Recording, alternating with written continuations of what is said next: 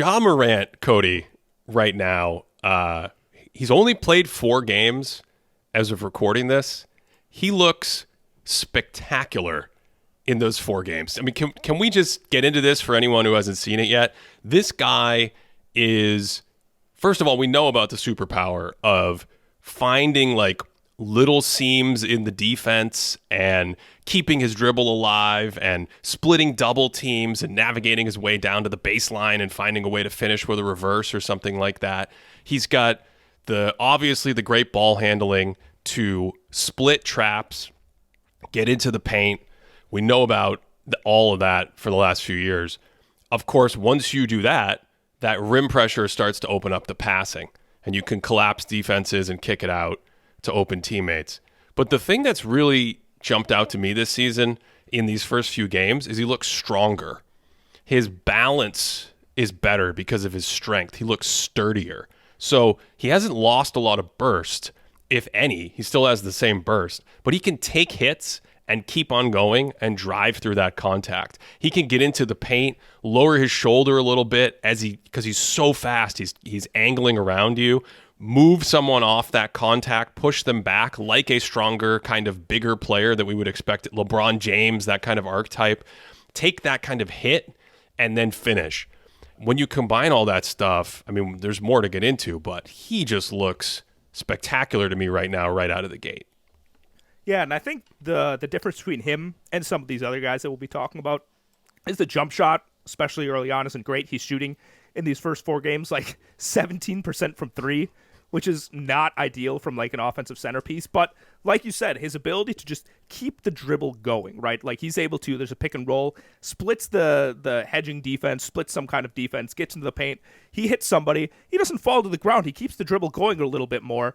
And because he's such an explosive athlete, he's able to jump in the air. And people used to talk about this with Michael Jordan in terms of like he'd jump in the air and like wait for other people to come down before he shoots.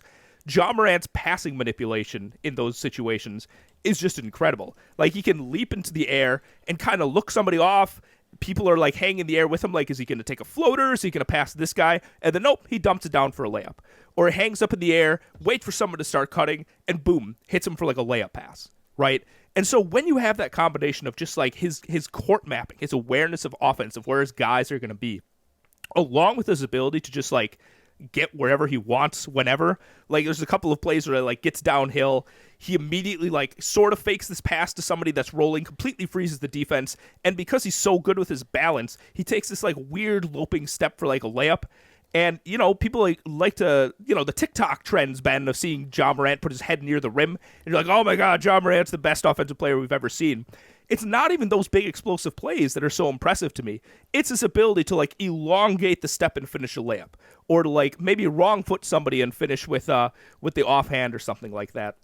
His offensive ability to just kind of like make it up as he's going once he's already inside the arc with his dribbles, it's incredible. And it feels like he plays a lot bigger than he is. Like when you look at him up and he's like 6'2", it doesn't seem like he's a 6'2" guy. Like he seems like he's a couple inches taller than that. So even though the shooting woes are there, the rest of the offensive package to me like more than makes up for it.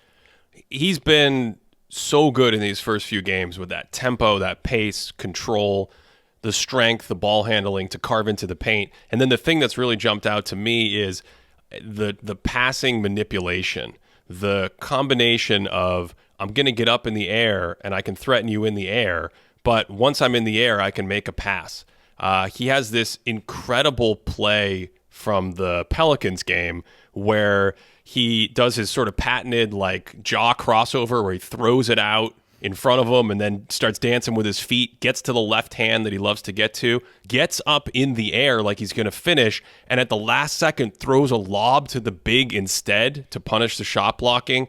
That's a ridiculously high-level read. So the ability to blend all this stuff and jump in the air and pass in those situations with this like really crazy live trigger off the bounce that he has, Cody. So you have the ball handling that gets you into the paint, but then you can whip it right off the bounce like 90 miles an hour to shooters and other players.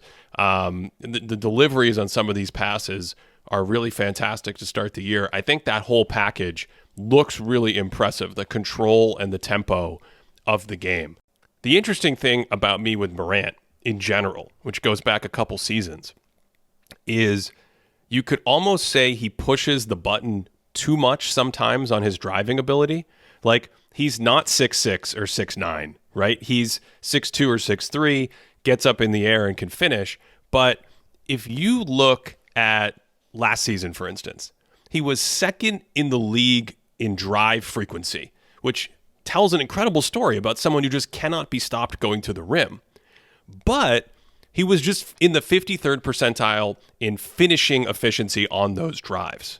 So you're getting there all the time, but you're kind of middle of the road in your efficiency finishing. And when we look at the ultra high frequency rim pressure guys in the league, the Zion Williamsons, the De'Aaron Foxes, typically those guys are like 8 to 10% ahead of where Ja was last year. He was 55% true shooting last season on all those drives, and the best players in the league will be like 63 to 65 or 66%.